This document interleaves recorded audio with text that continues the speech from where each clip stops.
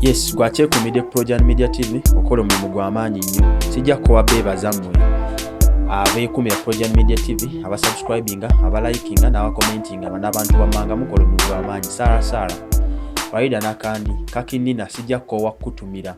Nze sisobola koowa Karo, sisobola koowa batumira Team Saudi Arabia, Oman, Musawo Helen nkwagala nnyo, webale nnyo okwekumira Projan Media TV n'abalala bangi nnyo, Team Oman, Team Saudi Arabia, Team United Arab Emirates n'abali mawanga mala USA namwe mwamperezaako message mubeera muko nnyo. Canada mwebale nnyo okwekumira Projan Media TV okufuna amawulire ageesigika ate nga agakagwawo nga bweri enkola yaffe. Tetukola entertainment yeka, wabula tukola n'embeera z'abantu eza bulijjo, tukola ku bintu ebikwata abantu ba bulijjo. Gwali eyo n'ovaayo n'otuwa endowooza zo, oba n'obanga olina solution oba olina ky'omanyi, n'ovaayo n'otu-inboxinga n'otubulira ensonga nga bwe zirina okutambula oba bwe tulina okukola oba buyambi ki bwe tulina okuba nga tutuusa ku bantu aba bafunye ebizibu ng'ebyo. Nagamba wano tukola stories za love. Weereza message yo kweyo ennamba oba kweyo ennamba ya WhatsApp eno gye nkusomera. Munansonyiwamu katono, enamba ya WhatsApp eri awo wansi yafunyemu obuzibu, tekyali ku WhatsApp. Nawabula gwayagala okweyunga ku WhatsApp group yaffe, weereza message ku namba eno, ngenda kuba njikusomera afuna wowandiika 0783 107 084 mu Luganda. Kanji kusomeko mu Luganda, noti 783 emu noti 7 noti 84.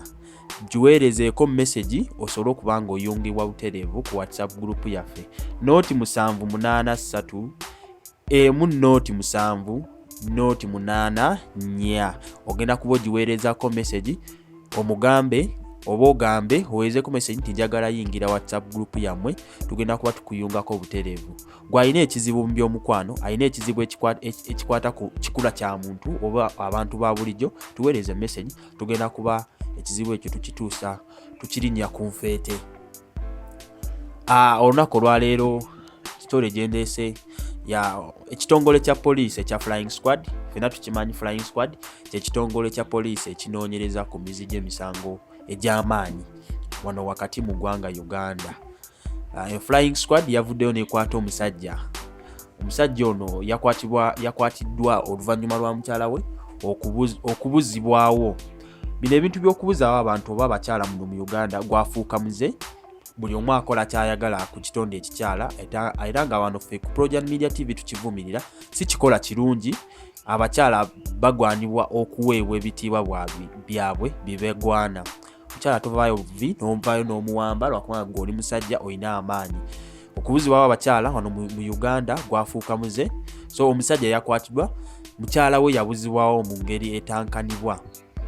Omusajja akwatiddwa bamuyita Musisi ng'era mutuuze w'e Nabweru mu division y'e Kawempe wano mu Kampala. Okutegeeza katono gwatamanyi Kampala bulungi oba yava mu Kampala ng'olina emyaka ng'okyali muto nnyo. Kampala ena division 5 ng'era Kawempe y'emu ku divisions eziri mu Kampala, ate Kawempe y'emu ku divisions uno mu Uganda mu Kampala. Etera okubaamu emisango, emanyikiddwako okubaako n'abazzi b'emisango bangi nnyo. So ono Fatuma ne bbaawe babadde babeera Nabweru e Kawempe division. Fatuma Nasuna nga y'omukyala yabuzibbwawo bbaawe.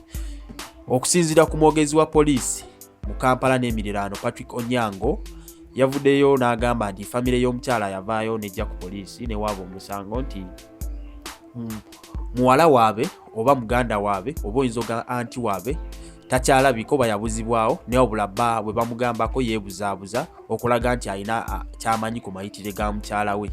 So Onyango agamba nti Musisi yakwatiddwa okutuusa nga mukyala we azuuliddwa. Musisi saawa zino ali ku poliisi y'e Kawempe ng'era gyakuumirwa okutuusa nga mukyala we azuuliddwa. Wabula Patrick Onyango yavuddeyo ne yeeyongerayo n'agamba nti mu ngeri y'emu kyewuunyisa okuba nga omuntu mukyala we abuzibwawo naye ng'olaga obutafaayo bungi nnyo. Gwali Projan Media TV tuwe endowooza yo ku story eno kuba ekwata ku muntu wa bulijjo, tutegere omusajja alina kyamanyi oba talina kyamanyi, kuba mukyala wo tayinza kubuzibwawo gwe n'ovaayo nekibeera kya bulijjo nga tofaayo. Kiba kiraga nti olina ky'omanyi ku mayitire ga mukyalawo. Weebale nnyo okwekuumira ku Projan Media TV, tugenda kuba tukutuusaako emboozi yonna enaaba yeeyongeddewo ku mboozi ya Musisi ne Nasune yabuzibwawo. Tetumanyi nti oba yafa oba akyali mulamu, wabula tusabira famire y'omukyala babeere bagumu kuba omuntu okubuzibwawo mu Uganda kigenda ozuulibwa oluvannyuma nga batera okuba bafu batwala abamagi baani abakyala bangi abaze babuzibwawo wabula tugenda kuzuula nga mulambo gutuzuula.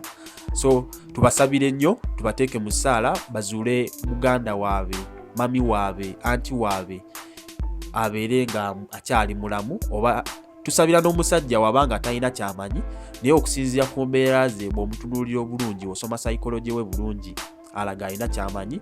Tukivumiire bw'abanga alina kye yakola tukivumiira nnyo wano ku Projan Media TV. Subscribinga, likinga, commentinga, tugenda kuba tukutuusaako emboozi n'abeeyongeddeyo ku eno story eya Fatuma ne Musisi. Mwebale nnyo, webalire ddala.